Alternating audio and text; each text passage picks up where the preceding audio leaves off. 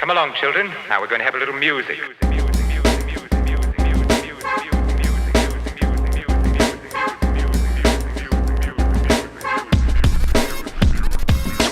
This ain't funny, so don't you dare laugh. What is up? What is good? What is back? Welcome back to the Emmys 2021. Except it's not the Emmys, it's the First Cut crew right here with the usual crew. Starting first with Miss Eternal Sunshine of the Spotless Mind herself, Miss Haley Williams herself. Sabrina Ramirez in the house. What's up, girl? Hello. I was just talking about last week on First Cut Live with RB3.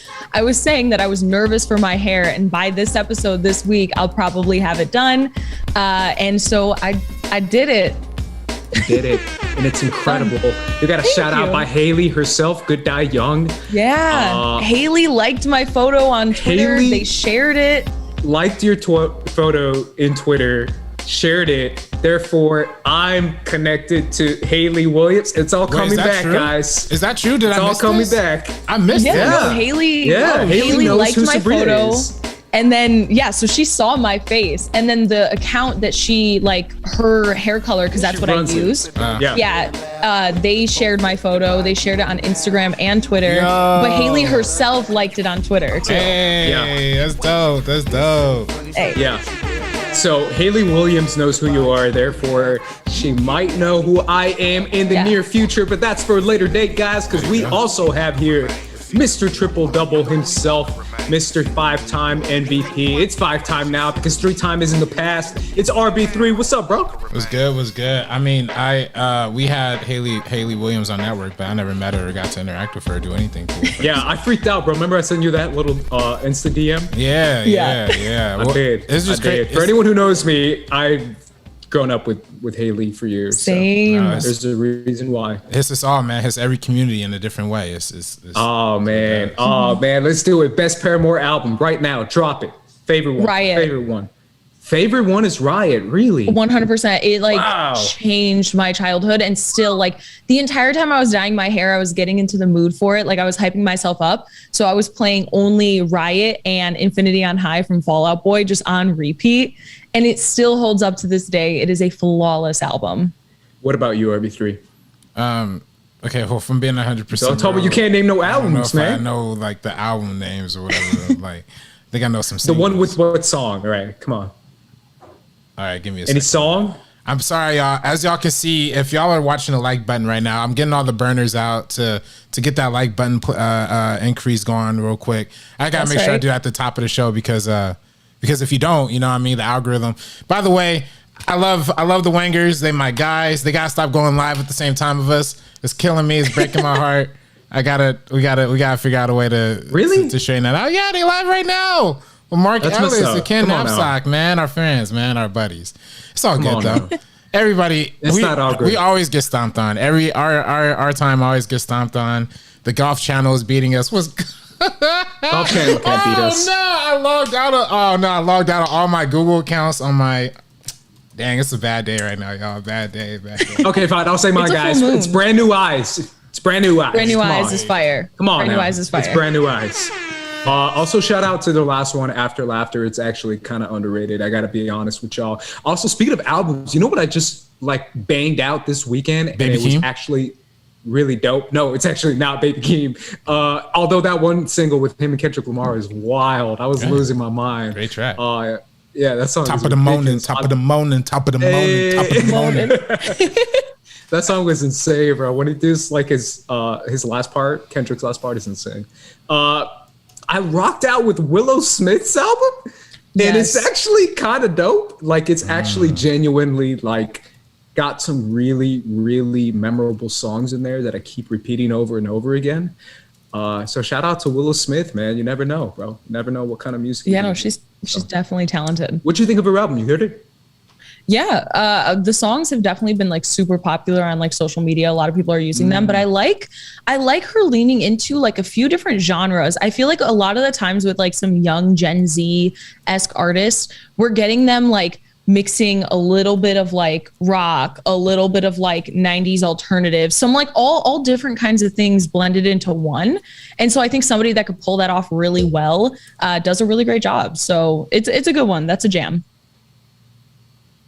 I haven't heard the Haley Williams. I've been listening to Lil Nas X a little bit, so that's been cool. Yes, good time. It's been a good that time one too. Yeah. It's been popping. I'm like shaking my ass and crying at the same time. Like I'm just like, yeah. What's that joint that he got? Like it's Dead to Me, or was it at the very beginning of the album? I like that one. I've been listening to Baby Keem. I'm sorry, y'all. To me, that's the better Toxic Masculinity album than the Drake's Toxic Masculinity album. That's just my personal opinion. Also have been, what else have I been listening to? I feel like I've been listening to something else recently. I don't know. If anybody likes alternative, like female singer-songwriters, that type of thing, Snail Mail came out with a new song called Valentine. Frozen? Oh, yeah, you're frozen. I hear you. Yeah, I can hear you.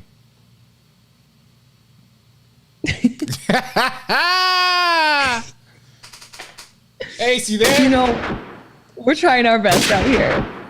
You're going crazy. What's going on in the chat? I can't even see the chat because I'm not signed into any of my Google accounts anymore. I accidentally I got it. Out. My bad. I'm sorry, y'all. We got Joseph Weeks saying the hair looks great. Cinema Gorilla saying looks so good, and Good Die Young is vegan. They are vegan.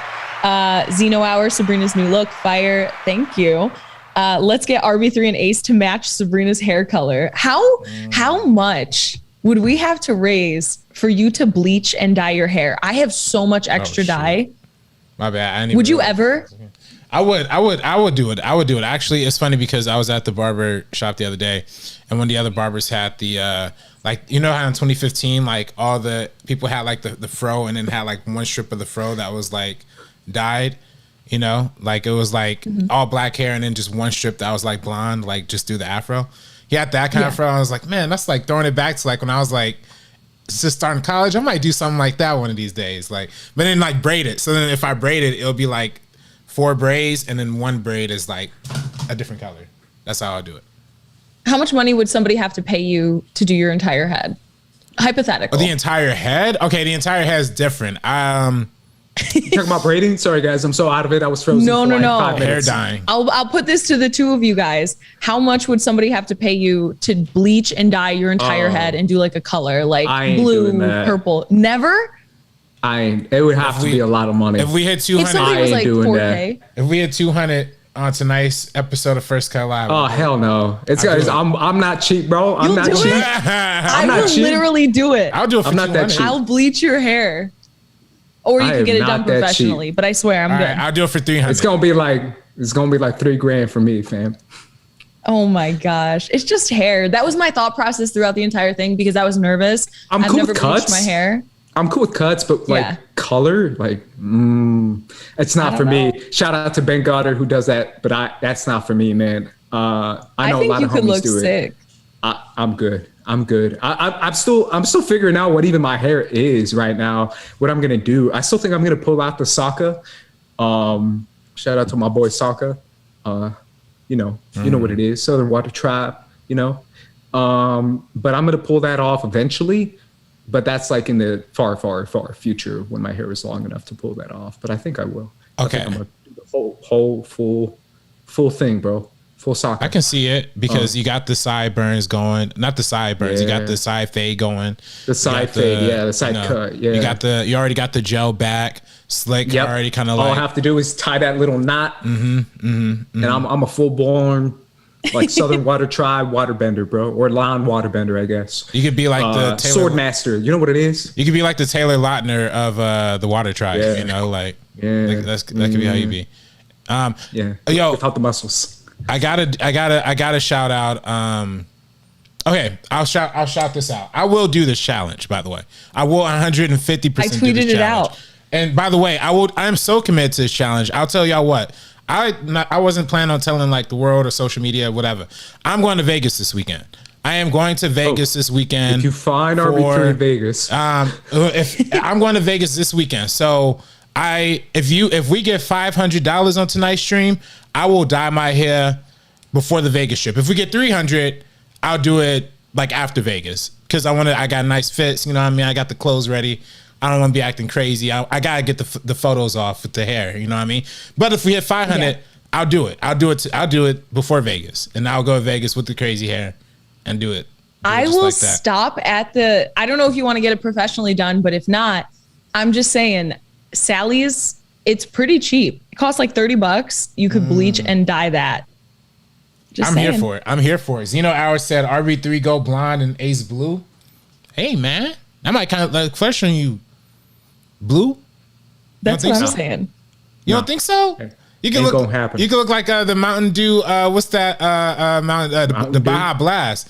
Have like the Baja Blast. Or no. Isn't didn't Vegeta have blue hair at one point? Right? Yeah. Yeah. See. Come on, man. That's cold. That's cold, man. Ain't that cold? Oh. No. By the way, I didn't know this. Thank you to New Rockstars for always teaching me new things in their videos. I didn't know that Michael B. Jordan based his costume on and Black Panther Vegeta, based on Vegeta. Yeah, I didn't know that. That's cool. I knew that like before the movie came out, fam. Oh well, Vegeta fans are out here, bro. Because you're keeping up with that kind of stuff. I know. All right. I know. I know. Y'all need to keep up with anime, bro. I just like did like this whole. So full disclosure for anyone who doesn't know, guys, I'm doing a review for Star Wars Visions on Geeks of Color. I'm also doing a video on here on First Cut, so make sure you guys are on the lookout for that. I'm actually working on that like as we speak. But I've been like deep diving, searching like headfirst into anime culture, anime lifestyle, anime stuff, as I've been doing since I was like, I don't know, 9 or 8. But I still feel like y'all are sleeping, bro. Y'all are sleeping, bro. There's like anime. A whole, what you mean? Come on, bro. You need to expand your horizons, man. Like come anime. On. What you mean, bro? But either way, be on the lookout for that. I still think that Visions is like bonkers cool. I saw a couple people tweet about it and be like, yeah, that was all right. And I was like, that was all right. That was incredible. But I don't know. That's what I've been doing over the weekend. Is it what about you guys? No, it's coming out this week. Okay. Tuesday night. Oh, nice. Tuesday night. Nice. I'll start with you, Sabrina, besides your hair. Yeah, I saw The Eyes of Tammy Faye and literally was the only person in the theater under the age of 70. I swear. Oh, 70. Like it was, there was hella like older couples. It was just really funny because obviously this is a capsule of a time period in like the 60s, 70s, 80s, ending in the 90s. So of course, this is something that they lived through. And like, I was familiar with the story of Jim and Tammy Faye Baker. A few months ago, I just like kind of like read up about it and just like saw how like bonkers insane. For anybody who doesn't know, this stars Jessica Chastain and Andrew Garfield. So of course, had to rush out to support my boy. But probably one of my favorite performances I've ever seen from Jessica Chastain, because she just goes for it 100%. And like, I am going to have a full review that's coming out, so I don't want to say too much now. Yeah. But like the hair and makeup team for Bombshell were attempting to do what they did on this film. Like the prosthetics and like her just fully embodying this character who was seen as like a gay queer ally in this time, and then also just like super camp.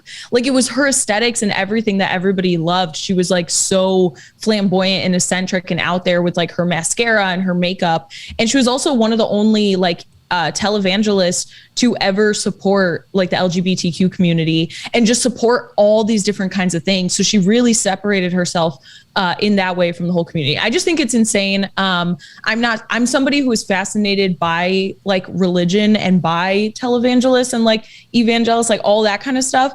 But I don't necessarily like practice or like do any of this myself. But these stories are just insane to me. So I really, really like the movie. Honestly, I think compared to something like I, Tanya, where they're, you know, like humanizing somebody who is like morally gray, may have done some bad things in their life. I think this one was a lot better at showing like, okay, this is what they did that was bad, but there's also compassion. There's a really good, healthy balance to this kind of stuff, which I think is more compelling and interesting than like I, Tanya, which is, even though I like the movie, kind of makes Tanya Harding look a lot better than she was. True. Yeah. Yeah, a lot of movies do that. Yeah. Cool, man. How about you, RB3, quickly before we someone's talking about like, where's the Emmy talk? Hey, y'all, we'll get to it, man, eventually. But Your weekend's more important to me, RB3. So how was it? Weekend was good. I mean, Friday we had a little company. Oh yeah, I heard your tweet. I saw your tweet. I didn't hear it. Yeah, I saw that too. Yeah. I was like, yo, look at you, bro. How open bar. You're comfortable. Right. Comfortable at work now. Yeah, nah. Shout out to man. We gotta start giving some of these dog movies more love, because that's really where some of the foundation and stuff for Network came from. Shout out to the director of Snowbud, Brian Levant, who is the father of Aaron Levitt, who's the CEO of Network. So without Snow Dogs and this guy has a whole collection of amazing dog movies that I didn't even know. Like, I don't want to put you on blast. No, I won't do it. I'm not going to put you on blast. I'm not doing it. That's not what friends do, bro. That's not what friends do. I'm shouting out the guy's dog movies. I mean, I won't do it just because that's messed up. You're gonna ask me if I like them? You gonna ask me if I like these dog movies? Yeah, some of these but classics. I won't put you on blast. No, some of these on blast. I won't do that. He did Beethoven. He did Beethoven. That's classic. And then he did. Yeah, bro, but never mind. I'm not going to do that. I'm not going to do it. I ain't going to do it. The live action Flintstones, Jingle All the Way. Come on, man. This is a great film. Jingle All the Way stuff. Snowbud. Are we there yet? Bro. Are we there yet? Ice Cube. Yeah. That's a classic. That's true. That's a classic. That's true. Scooby-Doo, The Mystery Begins. Okay. Counts. That counts. CGI dog. Max 2, White House Hero. I didn't see that one, but that was in 2017, so still active. So I'm just saying that to shout out Brian Levin and like all the beautiful people at Network, man. Network was in the Wall Street Journal. Let's say Washington Journal. Wall Street Journal. Oh yeah, I saw you. Yeah. It's a story about it. I was just laughing because the guy made some of the most hilarious quotes about one of our hosts. Said he had like the biggest glasses, like all this kind of stuff. Love it. Yeah. Yo, I saw that you guys had the HQ trivia guy doing Scott like a Rosowski. baseball show. Yeah. He's doing trading cards.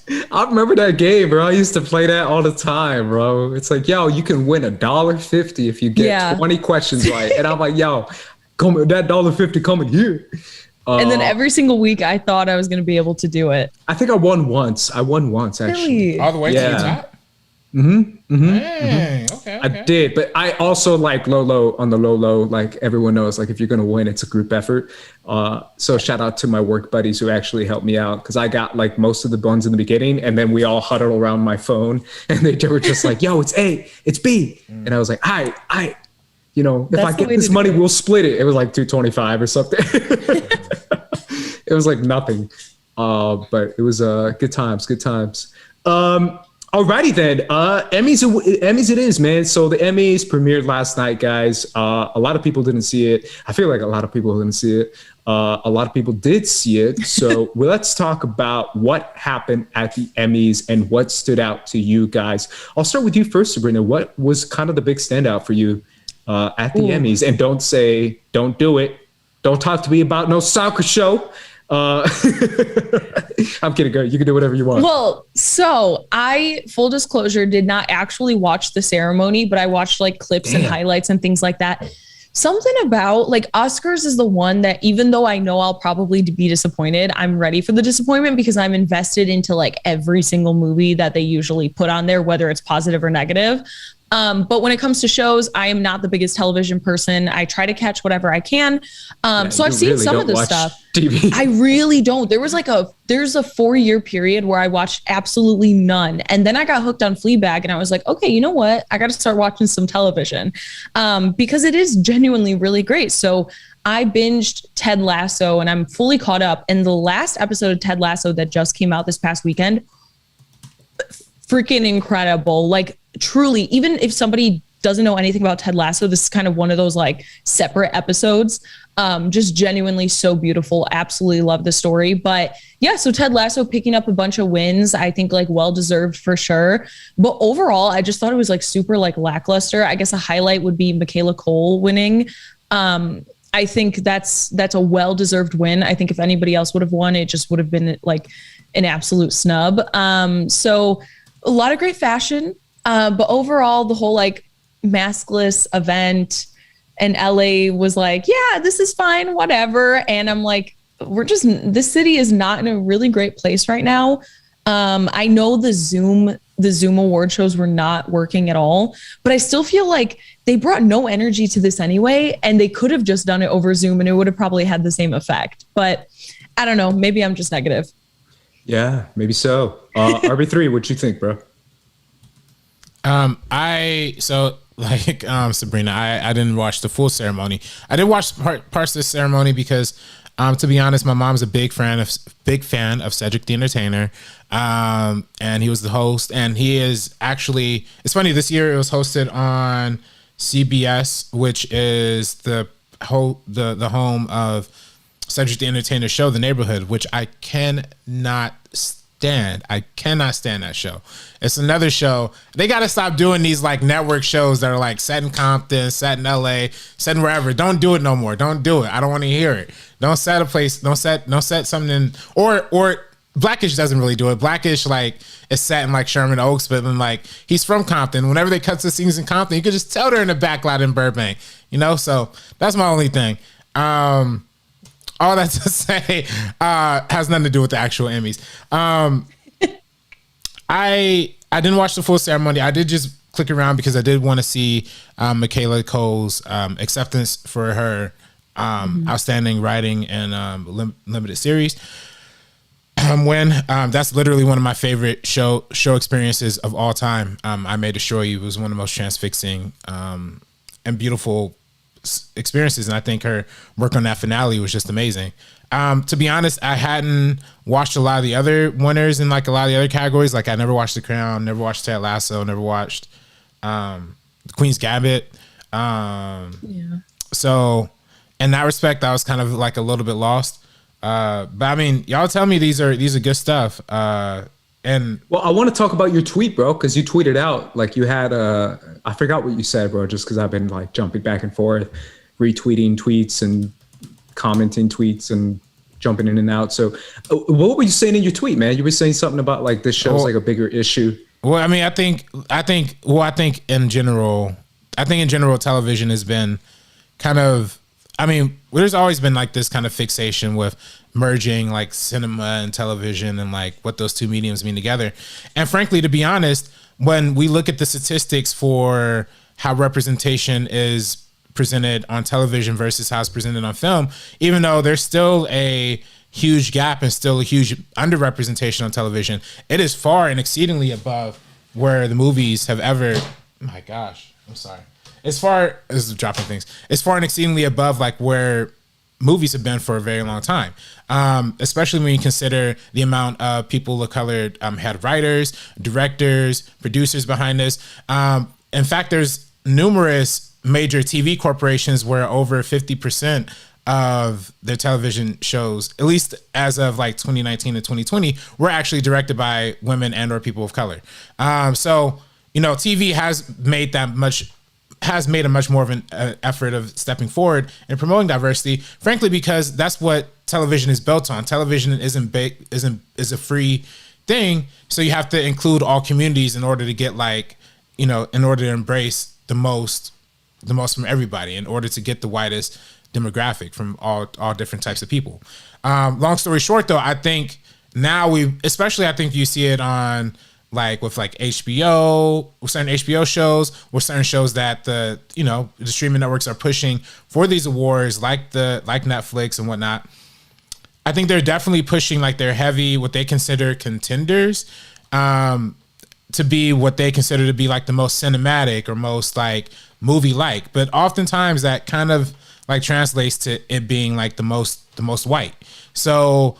And that's frankly the problem that's already existed in Hollywood, already existed in the movie space, and that's a problem that I think is sure to permeate if we continue going down that path and going down this path in television. So, wait a minute. So you're saying there is more diversity in TV, and those are promoted more for award shows. In previous years, I think in this, I'm saying what's being more promoted in award shows are the white shows. That's what I'm saying. I'm saying the shows that are more white facing, the Undoing, I mean, you talked about it a bajillion times, Ace. The shows that get the most push like for these award contenders are not the ones that are like representative of like the community. I think that's a trend that has been existing. So, you know, I think that's just where that direction that we've been headed at.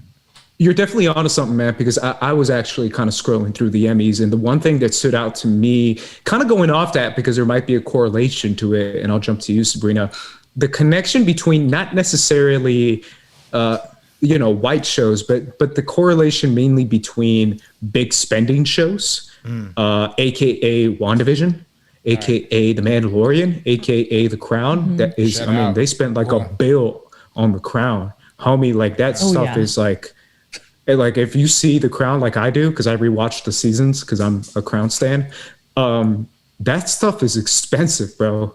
Like they straight up are spending money on that stuff. And obviously Queen's Gambit, I've never seen it, but I'm assuming it's an expensive show, based off, what Netflix has delivered before, and based off what we see so far from people who participate in Emmy voting, because we get to see that, hey, yo, go see this or support this because, it's Netflix, and because Netflix, hooks you up no matter what. Like they got your back if you got their back.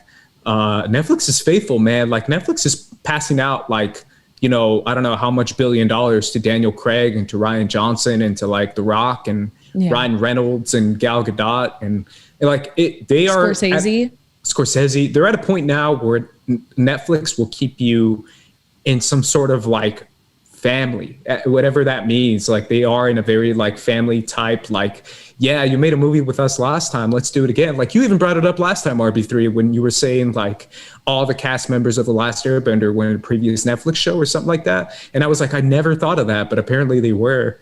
They were like Netflix show like alums. They do that a lot, genuinely. Yeah. Stranger Things is another one where then we have like Maya Hawke again in like Fear Street, and even like smaller actors that are. And they had the same crew too, by the way. Yeah. Sorry, I interrupted just because you're right. Fear Street had some of the same crew as the Stranger Things cast. I mean, crew, like camera guys, DPs, ADs. But then I've noticed the same thing for like HBO Max, because we have like Sydney Sweeney, who's in Euphoria, and then she's in like The White Lotus. And I don't know, it's really interesting. But yeah, I mean, going off of all that kind of stuff, like streaming services won all the major awards. Streaming was absolutely huge at this year's Emmys. And just, I don't know, there was just a lot. And I know that I'm finally brave enough to say, I like Hamilton enough. I don't think it deserved the award over Bo Burnham's Inside. I kind of had like, I was just kind of like, yeah, like I know, but also with like the spending, yeah, like the WandaVision and stuff, even like the lead actress in a limited series category was so stacked because of the Queen's Gambit.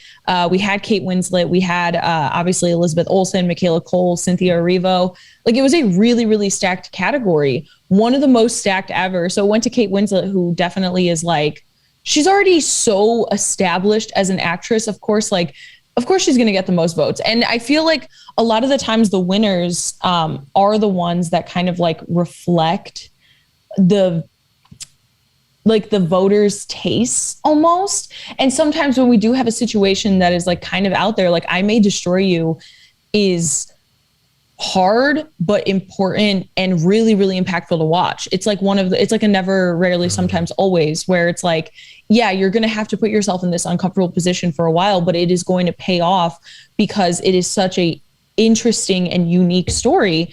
But I don't know, like they put the money behind the ones that they think are going to win. Of course, Ted Lasso is going to win a lot of awards. It's great. It has like a huge fan base behind it. Television is just like not my favorite in the entire world. But I just so happen to have like watched a few of these, and like the Queen's Gambit was very cinematic. Like it is movie quality. I even would have liked it better if it was a film, but of course they put all the money behind it. Like even with like the Golden Globes and stuff like that, we know Anya Taylor-Joy was like representing. It was just really stacked. And yeah, 100% like what RB3 said earlier, just they put the money behind like the shows that feel like the safest. It's kind of like how we have our like Oscar bait ones. Mayor of Easttown, I bet, is fantastic. That is one that I didn't check out. But it makes sense that it was like nominated at this year's Emmy. Same things with The Queen's Gambit. And I liked The Queen's Gambit. I didn't like it as much as everybody else did. I thought it was really good, but like, I think there's a lot of stuff that are a lot better and they kind of just get left off of this. Yeah, I think I didn't like really articulate what I was like saying like in the most clear way. I think what I'm saying is when you see a cast like, okay, let me not guess the cast of Mayor of Easttown. Let me like Google this real quick. It's like Kate Winslet. We have Evan Peters, who also took home an award. Right. So when you see a cast like ladies too. Yeah, when you see a cast like Kate Winslet, Evan Peters, Guy Pearce, Gene Smart, this isn't that's a movie cast. That's what they would traditionally in a Hollywood movie cast in like their medium budget movie, you know? And that's where the space that has now been pretty much eviscerated from the oh my gosh, I haven't even had my original sound on this whole time too. This has been something that's been eviscerated from the actual Hollywood movie making machine itself, has been transferred down to television. Now, I love shows like The Undoing. I love shows, you know, I love like those kinds of shows. But, you know, you're not going to tell me in any kind of universe that The Undoing is better than I May Destroy You, you know? And I love them both. And neither of them won. I haven't watched Queen's Gambit. I don't know. Queen's Gambit could be the best thing I've seen I May Destroy You. I May Destroy You is much better. Right. It's just like, yeah. So I don't know. So, but see, like when you see a cast like Anna Taylor-Joy, she's been in Split. She's been in a bunch of movies. When you see like she's this, killing it, yeah, hyper cinematic. The music was done by like Nicholas, you know, the dude who won the who won it. I think he was nominated for the Oscar for If Bill She Could Talk, and does all these amazing like movie scores, and he does TV as well. But it's still like there's an elevated the things that they considered elevated, that they consider more, is the things that they slide in the more traditionally the more traditional actors, like the Nicole Kidmans, like the, you know, Hugh Grants. That's what I'm saying. Yeah, that's a really good point. And obviously, this has been happening for a while, and that's what they would tend to award too. So. Yeah, but it's going on for a while, right? Where a lot of people now are doing like limited series for maybe a couple more shooting days than an average movie, and they're going to win awards for it, versus the movie that they made being probably ignored and making like no money. Because it is like a smaller indie, you know, murder mystery type movie or type show, like The Undoing, Mayor of Easttown, those kind of shows that win awards, and those kind of shows that a lot of people watch, and that have really, really big name actors in it, has been going on for quite a minute. I totally agree for sure. I also think it's like a numbers thing too, because I feel like maybe, I mean, it's probably not debatable, but probably more people saw Queen's Gambit than saw I May Destroy You. And that's probably a big reason why they rewarded it. I'm not saying that's what it should be. It should be quality, obviously. But then again, Emmys are kind of weird, because I agree, Sabrina, maybe there is more good stuff out there. Although I do feel like some of the stuff here that won, I feel like it is the highest quality. I did a top 5 movies. Did you guys see my top 5? I don't think you guys saw it. My top 5 TV shows of last year. But the Crown was top 3, bro. Like the Crown. I know you love the Crown. I can't fight you. It's good shit, bro. The Crown's good shit. Like, I'm gonna just tell y'all, like, as the only person here. It looks great. I watched The Crown religiously, and that show is so freaking good. Okay, so well written, so well directed. Like, that show is damn good. Like, damn good. And I mean, you have Olivia Colman. You have all these other people that are part of the cast. Like, come on, you know? Like, but at the same time, my favorite show of last year was Devs. But Devs is like an experimental sci-fi bizarre show that no one liked. I completely understand that it's probably not going to get any nominations, regardless of the fact that it was my favorite show. But it's just weird, because I still feel like When They See Us was like the best thing I saw in years, which was the Ava DuVernay. limited series on Netflix. I was going to say show, limited series, movie. It's like all combined in one, that show. It really feels like a movie, but it also feels like it could be like more seasons. So yeah, it's definitely odd for sure, but I'm with you, RB3. I do like that there is more attention towards different types of cast, because Jonathan Majors, bro, like he's really good in Lovecraft Country. Like he's damn good in Lovecraft Country. Well, that's my thing. So I can give you if The Crown might be an overall better show than like Lovecraft Country.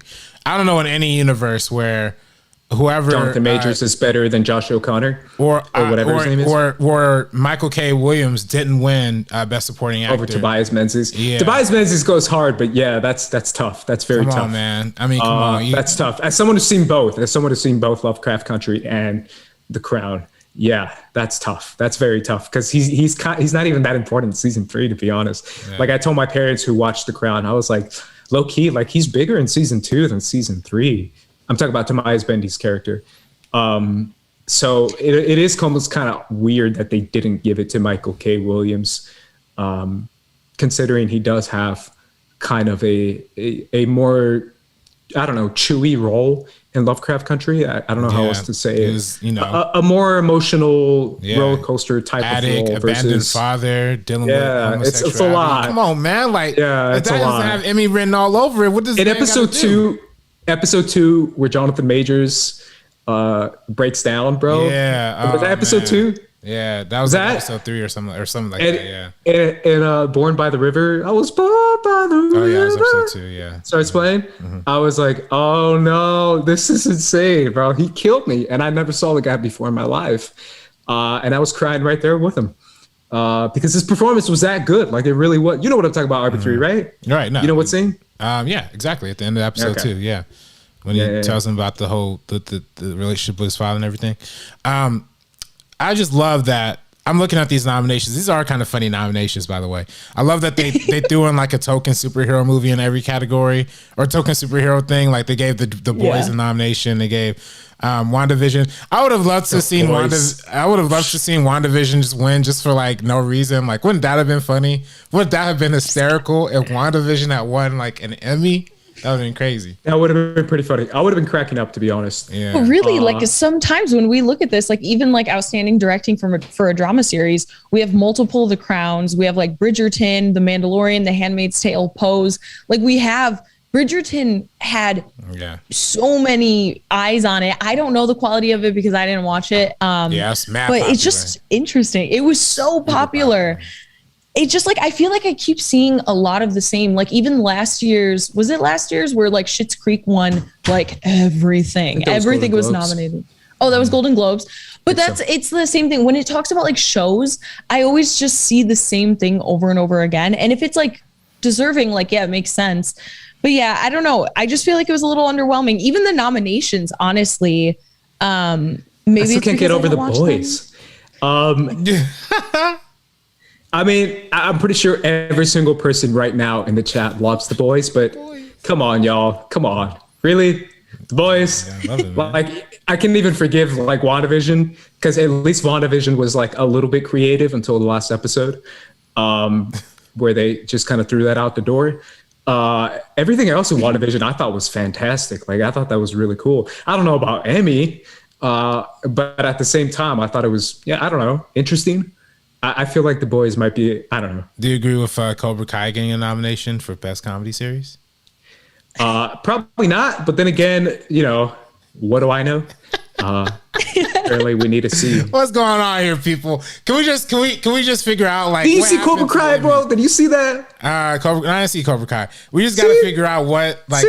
What's happening? What happened? Like that? It just almost seemed like yesterday we were like celebrating the Emmys. Like they gave Viola Davis an award. They gave like mad people. Like they're giving like awards to all kinds of different people. Different.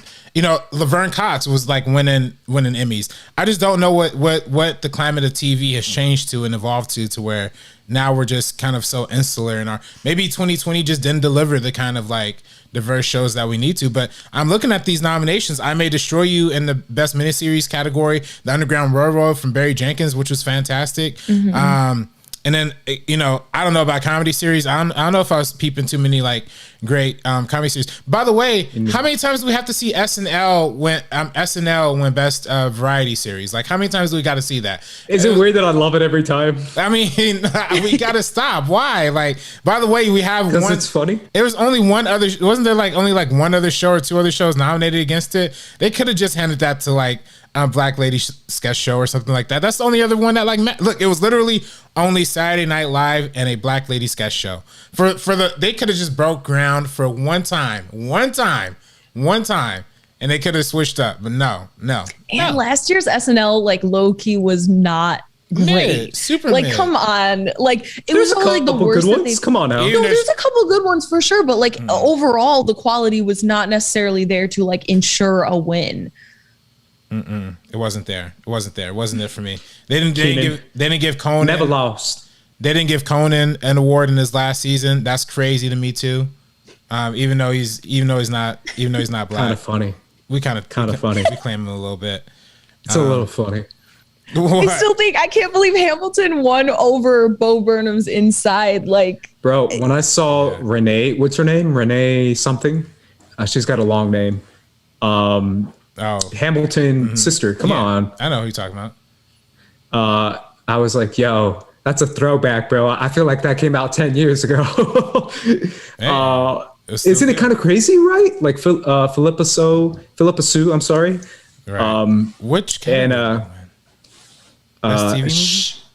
I think Outstanding Variety Special for Hamilton? Yes, one of those. Yeah. It was Outstanding Variety Special. And that's just the one where I thought Bo Burnham's was like, there was a lot more there.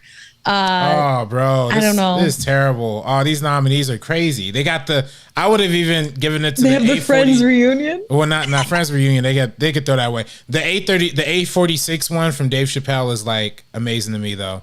And the Dave Byrne Utopia is one of the most amazing experiences directed by Spike Lee. As well, but Bo Burnham too. Inside, like these are 4 super high quality like nominees. I didn't see The West Wing or The Friends, but yeah, no, I didn't see either of those. I'm just. But yeah, the 846 and Bo Burnham and David Byrne's Inside. Yeah, Hamilton's it's safe. You know what I mean? It's the safe pick. It's definitely like it's the safe pick. For sure. I can't lie though, when they show that song, you said that's one of your favorite songs, right? From Hamilton. Yeah. The one where she's doing the toast, and it's like rewind. Yeah. I don't even know the name of the damn song, but it's such a good song, and it's such a good performance from her that I'm almost like, you know what? She like, yeah. Oh my gosh, it's been so long. I was so obsessed with that stupid album for so long. And I had to take a year-long break toast to the groove, to the groove, to the groove. To the bride, to the bride, to the bride. Satisfied. Yeah, satisfied. Satisfied. That's the one. Yeah, that song is so good, bro. That song is so good, dog. It's so good. I still just have like, I don't know what it is with me and Lin-Manuel Miranda. Like, I don't know. It's not even him though. Like, if you really think about it, like everyone's favorite songs have nothing to do with him. Like, well, it's yeah, all that's satisfied. Why for like, it's like wait for it. It's not. No, I loved. I'm Leslie so Odom bad with the Jr.? titles, especially because everybody else is amazing, and I'm not even saying he's not amazing. He's good. It's just like his energy. He's like, yeah, I'm Lin-Manuel Miranda, and it's like something you could so easily like emulate. Like it's not like I don't know. He just reminds me of like the theater kids that I like went to school with and stuff like that. Like grown up kids. and like what. What's wrong with theater kids? No, I was a theater kid, so I know, but that's because I saw it firsthand, and now I'm like, this is the theater kid that is just getting so many awards. And yeah, like I'm just happy they didn't pull like a Dear Evan Hansen and keep him as the role of like Usnavi. I just saw the trailer for that. I just saw it. I didn't know what you were talking about for the longest time. I just found out about this. Crying, laughing the whole time I was watching that. I thought it was hysterical. Him playing this little kid, and he's all like, I'm a shy kid, and he's like hugging his books and stuff, and I was like, Bro, you 40, fam. You 40. You 40. The thing is, he's only like 27. I know. He's like younger than me. But the thing is, they have him in like his little collared shirt and like the little cast, and it just looks really jarring because his face looks so much older when you're wearing that outfit. Like if I dressed like a toddler, you'd be like, oh my God, Sabrina, you're not a toddler. Like it's very obvious. They didn't even try to like blend him into that. That's what the issue is with that one. We will definitely be talking about that movie because I'm excited. I'm like Kat's level excited for this one. I feel like it's just going to be a dumpster fire. I don't know if I'm gonna watch it. I'm at a point now where I'm just like picking and choosing what I watch because every time I see that Venom trailer, I'm just like, nope. Venom. I'm not watching that. Hell no. No, I gotta say though, I'm paying $1 for that. I gotta say, this Dear Evan Hansen movie, I'm kind of hyped for it, just solely for the fact of that this is gonna be another. This could be another failed example of nepotism, right? Because isn't Ben Pratt the son of like Mark Pratt, who's like the producer of this movie? Yeah. So if this is a flopping, we could just write this into the whole. That's why. That's 100% why that, because he originated the role on Broadway. So I understand wanting to play it. Maybe if this was like 5 years ago, but because he's this old, I feel like they should have casted somebody else. But he was definitely cemented in this role because his dad produced the movie. Yeah, I feel like that definitely might be the case for sure, but we never know. I really hope people are smarter than that than to just reward that. I mean, they're not. I feel like we're past this, but then again, we're never past this. Nope. I see Fabrico Rodas saying The Boys is great, and it's got a lot to say, especially more than WandaVision. I don't know about that, man. Maybe you should go back and rewatch it. Well, I do agree with that. Come on, I do agree with that. I 100% agree with that. It definitely has more to say than WandaVision. Yes. Have you seen The Boys? Yes. What does it actually say? It's saying a lot. No. You can't say. Is it? You can't. Come on, stop. Elaborate. All right, what is that a lot? Stop. It's saying, come on. We had a whole podcast talking about season 1. We got a whole podcast talking about season 1.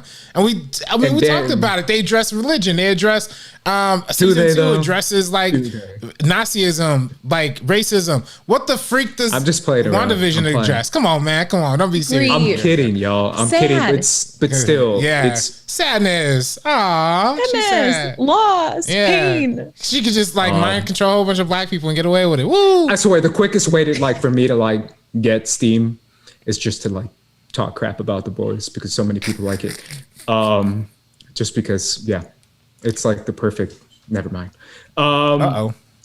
Either way, that is the Emmys 2021. Shouts to RuPaul. Oh yeah, RuPaul. Did you guys? You saw Malignant, right, Sabrina? Because I feel like anyone who hasn't seen it is seen as like a traitor to like film Twitter now. I haven't seen it. I haven't finished it. You haven't finished it? Okay. Are you liking what you're seeing? No, but I'm seeing a lot of. I haven't seen it. No. But somebody told me. Is this a good movie, y'all, or are we all collectively yelling in an echo chamber that it's a good movie? Somebody told me that it gets this is coming from someone who hasn't seen it, so please. What I'm gonna say, as somebody who has seen it and has sat with it, I'm not necessarily saying that it's like a good movie. Like, okay, so it's not a good movie. Hear me out. It's not a bad movie. It's not a good movie. So basically, James Wan's wife was like, yo, I have this idea. Let's write it. And James Wan has clout and money and studio backing because he makes hella money.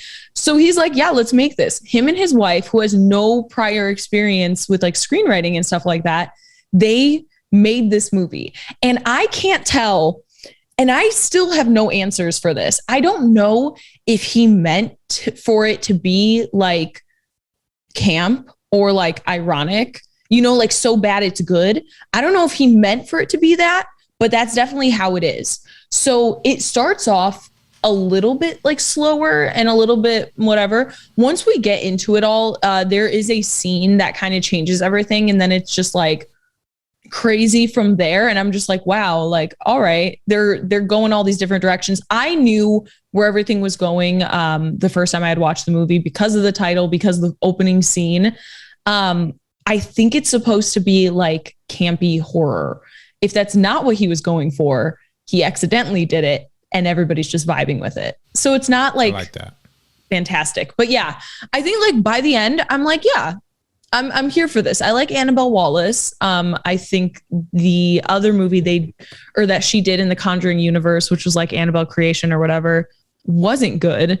Oh no, Creation was good. Annabelle, she was just Annabelle. That one was not good. But like, I like how she has some redemption. She was really freaking good in this. I'm not gonna lie. She was leaning into all the ridiculousness. There's like musical cues that just like make no sense. It is so funny. They have so many freaking shots of this house. And it's just like, I think that it is like a little bit camp, a little bit like satire of like the genre, you know? I'm eventually going to see it. I promise. I guarantee you. But it's not on Twitter. I wasn't on social media the weekend it came out, so I kind of missed all the tweets. But after I saw it, when like the week came about, I started catching up on it. And a lot of people liked it more than I did. I still enjoyed it. Afterwards, I was like, yeah, this was fine. This was good. I had a good time. I think it maybe would have been more fun in a theater because I think hearing the collective reaction would have been funny. Yeah. What about you, RB3? I definitely picked up on the camp. I mean, again, so before even going into Malignant, somebody had like kind of like already prepped me a little bit on like what to expect. Like basically what Sabrina was saying, like it's a little campy, it's a little weird. You're not gonna like the first half of it, but you'll get to a point and eventually you'll like it, you know? So I haven't hit that point yet. I'm not gonna lie, I have a really bad attention span. And honestly, it's funny because we're having that conversation I don't know if it actually came out yet, but I'm going to be on Ed Greer's podcast, and we're going to be talking about like love for cinema and like why cinema is like the greatest escape, and kind of part of our discussion. Which podcast? Ed Greer. Greer. Yeah, awesome, yeah. man. By the way, Ed Greer is going to be on the Malignant podcast. This is going to be dropping tomorrow. Him and I sat down and we talked about the OG Candyman and compared it to the new one. So definitely be sure to check that out. That's dropping tomorrow. Be on the lookout for that. But I'm also on his podcast and we're talking about the greatest escape. You know, I felt like I was talking about how I felt like cinema was the greatest escape and how there's kind of like this privilege to seeing movies like either for free at home or, at paying money to see them in the theater. And I was kind of saying to him, like, because I got AMC A-list, like, it's kind of not that much of a privilege for me. Like, it's kind of like, do I see it for free or do I see it for free? Because I'm paying for a subscription either way. So for me, like, if I'm like not entertained with a movie at home and it's like still playing in theaters, I'm a little more okay with like making a trip to the theaters to give it another try because I have it. The A-list thing now, so that's a good point. Yeah. It's a really good point, especially like an HBO Max type movie, which you can kind of choose to see both versions. If you can choose the free option for both, I'd probably choose theaters as well. Since I had a ticket. I had a ticket to go see Malignant. Oh, sorry. Also, I was gonna say never cry macho though. Never cry macho. Oh yeah. Don't cry macho. I'm good. Yeah, I'm good. Yeah, that's the kind of stuff, right, Sabrina? Where it's like, am I going to pay for something that I can watch like right now, right here? It's also just, the convenience is what it is. Because I have A-list, it's not setting me back in any way. So I had a ticket to go see Malignant at an AMC. And I was just like, you know what? I don't feel like leaving the house today. So I sat down and I watched it on HBO Max instead. I canceled my ticket and like, that was it. I did go see The Eyes of Tammy Faye, but that one's not available on like streaming or VOD. I probably would have chosen to watch it there. I've just been less interested. Maybe it's because over the last year, I haven't really left the house much. So now it just feels like a whole mission to like drive in LA traffic, to do all of this. Now that's so normal to have it like at our fingertips. Sometimes if I'm in the right mind space, to like sit down and actually pay attention and watch a movie, I might choose to watch it at home. Which is weird for me because I was never like that at all. Even like the first few months of quarantine, when we were still getting screeners and stuff like that and they were digital, I could not sit down and like watch it. Like I was not having the same experience as I would have in a theater. It was really difficult for me to get like myself to just sit still, not touch anything else, not get up and make food and bring my laptop with me. Like, I've said that to you guys like many times that's kind of the best part of the theater experience. At least for me, I still feel like it's like the most unforgettable experience because you're kind of forced to just sit there and take it no matter what it is in front of you, whether you're currently liking it, currently not liking it. There's like a scene of just a camera walking. Like if you just have to wait it out, like you can't just push fast forward or get up to pee while the camera's walking. Like you can't do that in a movie theater. Versus like when you're at home and you're just like, oh, it's a slow scene. I'm just going to grab a snack and miss the whole scene. And it's like let me make some ramen. You can't do that. You have to watch the scene, which is why I appreciated watching The Green Knight in theaters. I think that was a cool experience. Oh yeah. For me, even though my audience was god awful. But I did want to say before I forget and before we run out of time today, I don't know how far off we're going tonight. So I want to say I'm watching Y: The Last Man. Have you guys seen that? You guys are frozen or no? I haven't seen it. No, you haven't seen it. No. It's amazing. It's incredible. Everyone should be watching the show. It's blown me away so far. It's 4 episodes up on Hulu. I just wanted to watch it because I just thought it was like a funny premise. It is so well done and so well created.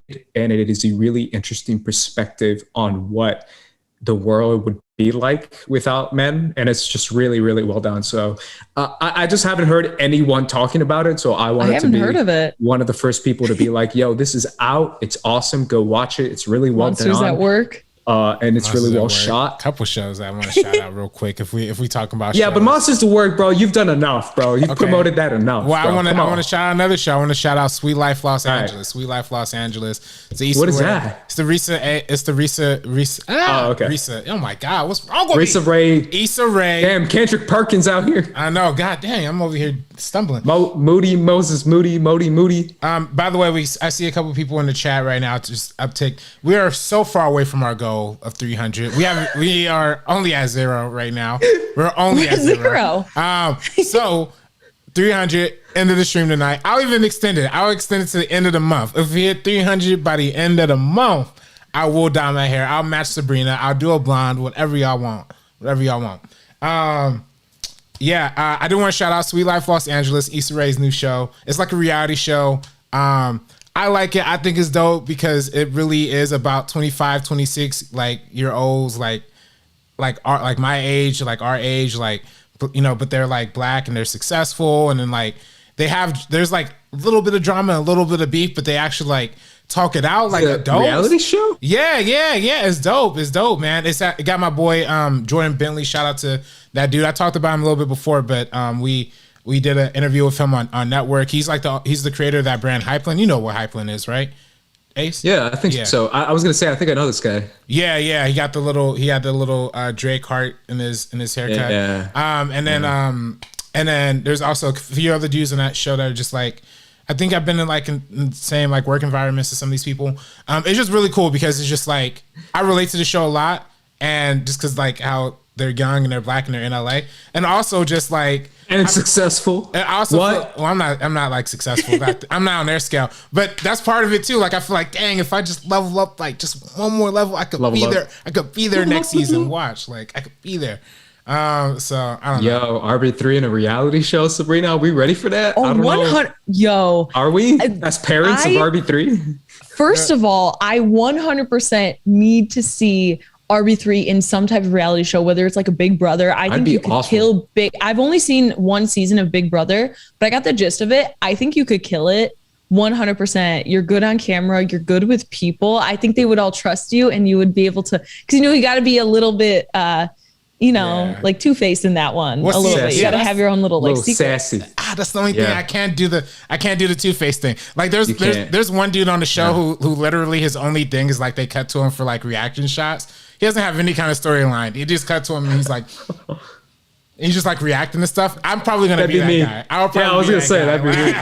I'm like, because some of it messy. I love like 25-year-old messiness, but it's like real because you're like, oh, I would totally do that, or I totally like, oh man, this is too good. Yeah, bro, look at y'all on reality shows, bro. Look at us. Please bring it back. HBO Max. Real Housewives of Atlanta over here. Well, I mean, they got what I don't know about Housewives, but please HBO Max, please bring back Sweet Life LA for season 2. It hasn't been announced yet. I don't think I think I've seen ads for it. Yeah, they got the billboards, but please, this is a great show. I like it. I really just like it because like they have problems, but then at the end of the day, they'll be like, all right, let's talk about it. And then they'll talk about it, and then like it gets resolved somehow. You know what I mean? So interesting. It's dope. It's dope. Do you watch? You don't watch reality TV, Sabrina. You're above that, right? Come on. I watched. That life. You know what I watched? That animal show on Netflix where they dress up like no, you do not animals. Watch that. Oh, I was like hungover on a Sunday once, and I was like, you know what? I'm gonna watch every single one of these episodes. And you know what I did? I watched every single one. That's so funny. Nuts, insane, like literally just ridiculous, genuinely really funny, so fun to make fun of. Because these people would be in these like crazy ass costumes and they'd be like acting a fool like all the time. There was this one guy who was like the entire time just like acting a fool on all the dates, just saying like the funniest stuff. And it's just, it was messy and ridiculous and I loved it. I used to watch the real life version of that, not the comedy version of it. Face Off. Remember Face Off, y'all? Face Off was dope. It was the reality makeup competition show. And it was essentially like, make an alien from Star Wars, make an alien from Star Trek, make a mermaid creature, and it was like more about like the creature effects of it all. It was called Face Off. It was awesome. I used to watch that every like week with my mom when I was in high school and when I was in college. That was a cool show. That was a really cool show. Oh my God. I forgot to mention the reality show that I do watch because I started thinking what were my favorite back in the day, and it was Pimp My Ride and Randy Jackson's like America's Best Dance Crew or whatever. And then I remembered that I binged while I was working one day. I binged like 6 episodes of this show called Legendary on HBO Max. It's all about like ballroom culture and different things like that. So you have like houses and they're like just dancing their ass off. Like the first episode I watched, I was crying. I was literally crying by like the stories. I was so emotionally invested with these people. It was incredible. Genuinely such a high recommend for anyone who loves just like dance and all these different things. Watch Legendary. It is fantastic. I've never heard of it. Never heard of it. I know. I never did either until Dorian told me about it. It's like, literally, he hadn't seen it, but he just like mentioned the show. And I was like, hell yeah, I'm going to watch this. And like, yeah, just like ballroom and like the queer community, like voguing teams, all these different things is just like something that Can you vogue, Sabrina? I mean, I would love to see you vogue. I would love to see you just like snap, like straight up do like the fall back and everything. What is that called? Yo, I don't even know what that's called. Oh, like a drop. How do I know more about this than you? Now play. Like a drop. I think it's just called like a drop. Drop. But yeah, it's nuts because they do the entire thing. They work with like a team to do the choreography, the fashion. So they're rated on all of that, like in ballroom culture. Like they show up and show out. It's insane. The judges are incredible. We have like Law Roach, who's very famous, like fashion designer. Jamila Jamil, which I feel like she's like miscast in that one. I don't know why she's there, if I'm being honest. But then they had like Megan Thee Stallion, different people as like guest hosts.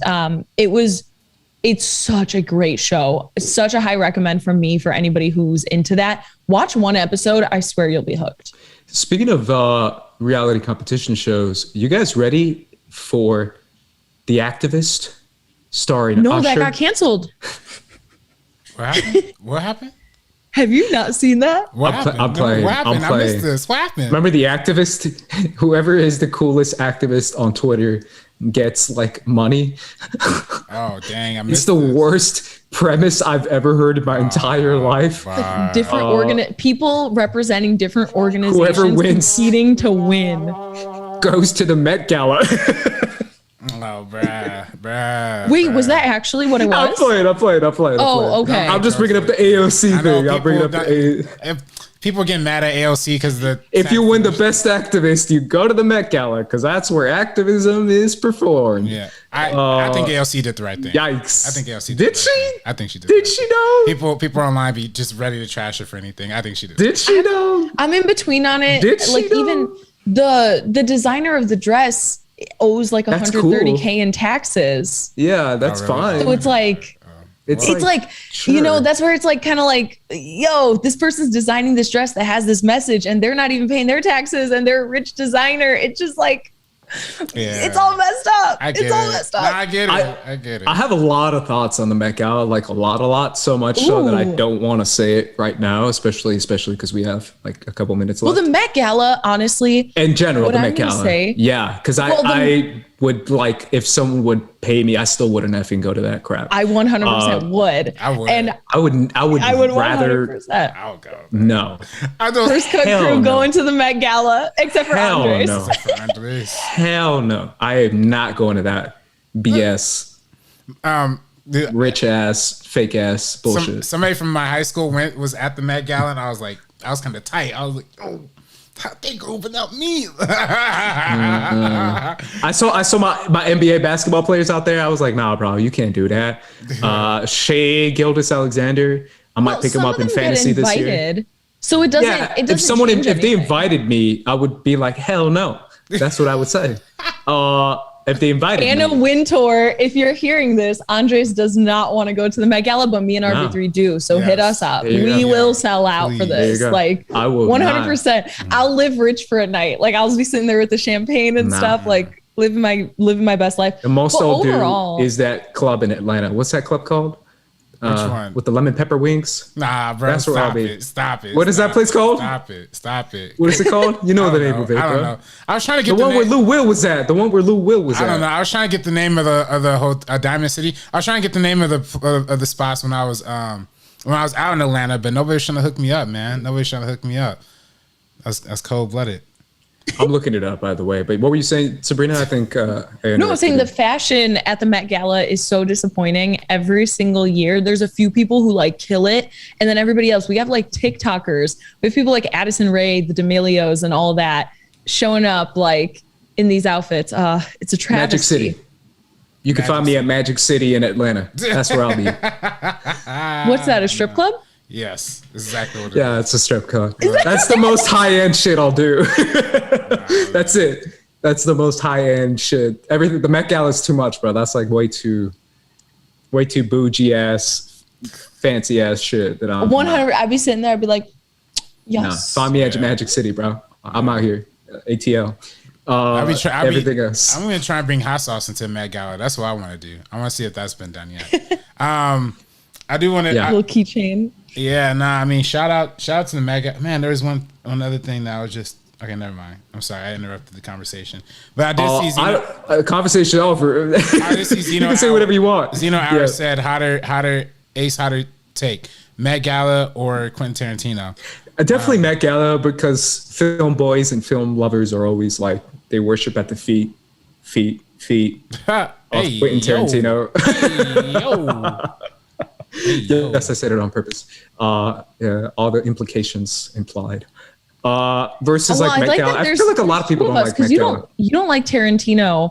I don't like Tarantino. We're the majority here. I mean, yeah, we are. We don't. Yeah.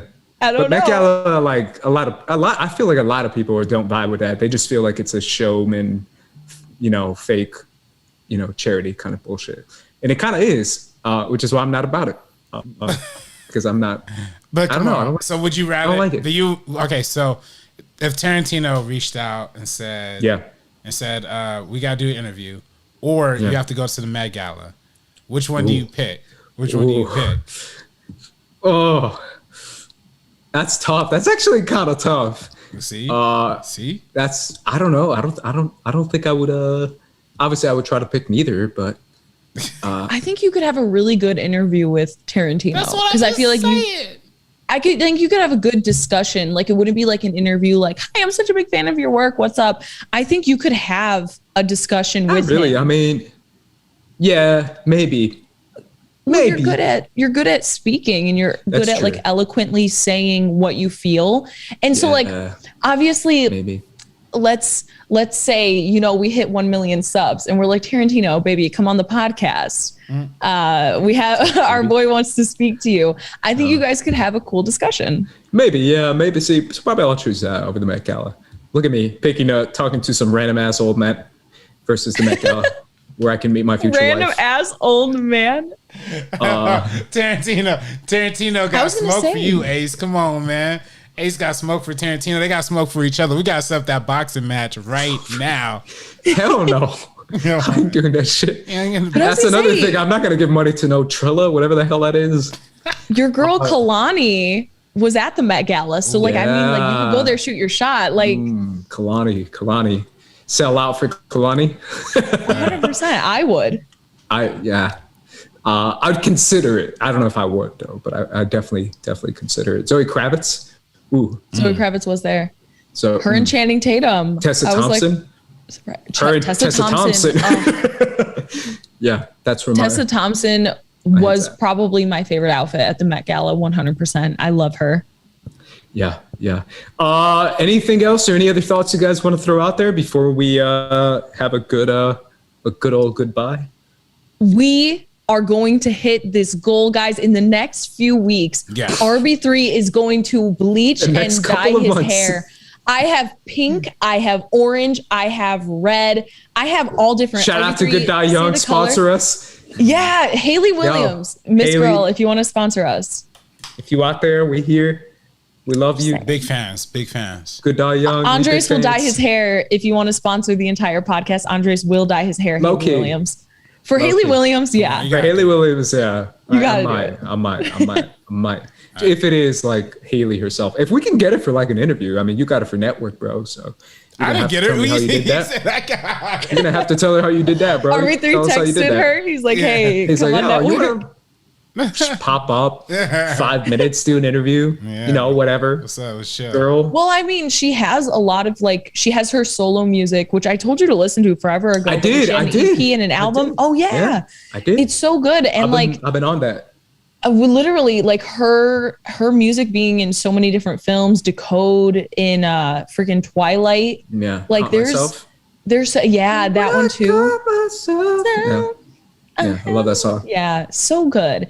And so I would love to interview her one day. So maybe I slide in.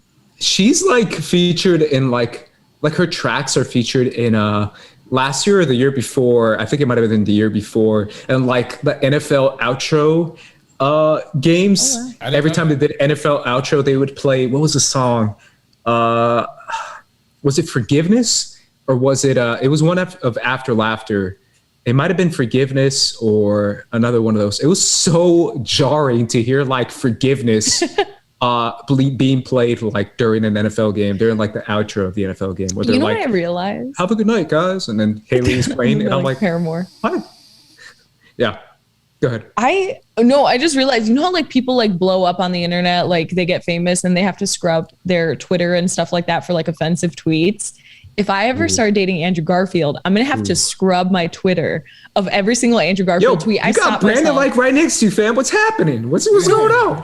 He knows the situation. If Andrew Garfield was like, "Hey, what's up?" Like I'm gonna be like, "Yo, hall pass." Have you prepared for like Code Red, straight up Code Red, which would be like worst case scenario, which would be like you meet Andrew Garfield and he's an absolute garbage human being who's like an asshole to you. Have you ever like mentally prepared for that? I already know in my heart. How do you already know? You have like no one who knows him. Who do you know who knows him? Actually, no. I'm the closest person. But that's the thing. So is he like, you have a slight connection. The first thing, really nice guy. When we first met, like a few months in, you mentioned that to me, and I was like, "You are my connection." Yeah, like we have to figure this out. To Haley. Yeah, exactly. So you scratch my back, I scratch yours. Like, come on, like get Haley, me to Andrew. Reverse.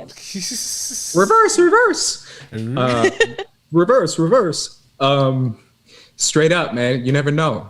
I even liked him with the prosthetics. Like that's how you know. Like the prosthetics in this Tammy Faye Baker movie. It's because a buddy of mine who's like actually like a really good family friend and a really like close best friend of my brother's is the stunt double of Andrew Garfield in the Amazing Spider-Man movies. Because he actually kind of looks like him in a weird, awkward, skinny white boy, tall way. I think he's married though, so don't get your hopes up. Or at least he had a girlfriend like a really long time. Emma Stone? No. Emma Stone's Emma Stone's girlfriend is my Stone's brother's girlfriend's friend of mine. No, I'm playing. It just keeps getting worse. But yeah, that's my connection to Andrew, because we actually wanted to get him for a commercial shoot. Couldn't bag him though. Couldn't bag him. It was, yeah, get him on the meaning of, bro. Yeah. I can't do that episode though. I won't be able to do it. You got to take me off. I would love to tell like, him that I love silence. I bet he doesn't hear that a lot, but I love silence. Oh yeah, him and Adam Driver, bro. Shout out to Marty Scorsese and Driver in that 3-hour movie. Yeah. Somebody silence, posted that on Twitter and said, "This is the OG Suicide Squad," and I'm like, "That's funny." Hey, wait. Where is it? It's pretty funny. There you go. Yeah, Suicide Squad, great movie. Alrighty, guys. That is our first cut live of the day. What a bizarre episode. Shout out to the Wangers for taking away our viewers. Shout out to everybody. Shout out to the World Girls. Shout out to everybody. World Girls, Ken, They Riley, just move their people. shows. Don't even tell nobody. Don't text. Just do it. Just do it. SCN used to be mad live on Thursdays. There's no day that works. Schmodown. It's Cable. Cable. We have no slot. We gotta start being competitive. We gotta start being dogs. You know what I mean? Like, we gotta start outbidding the Golf Channel. What do we gotta do to beat the Golf Channel, y'all? That's just it. Like, we gotta do something with the Golf Channel. The Golf Channel. Damn.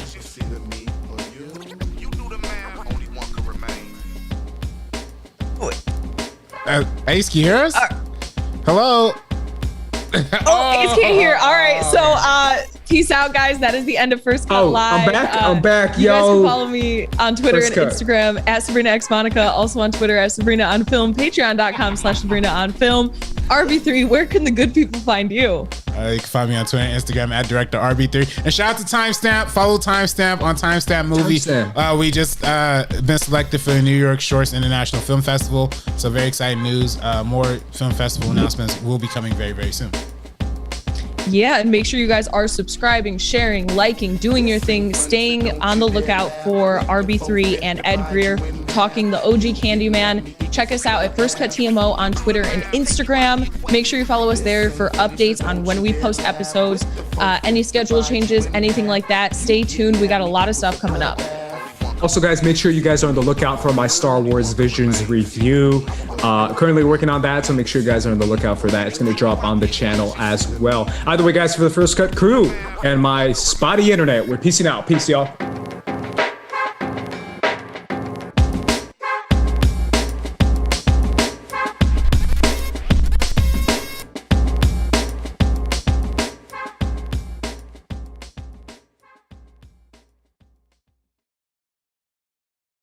It's Britney, bitch.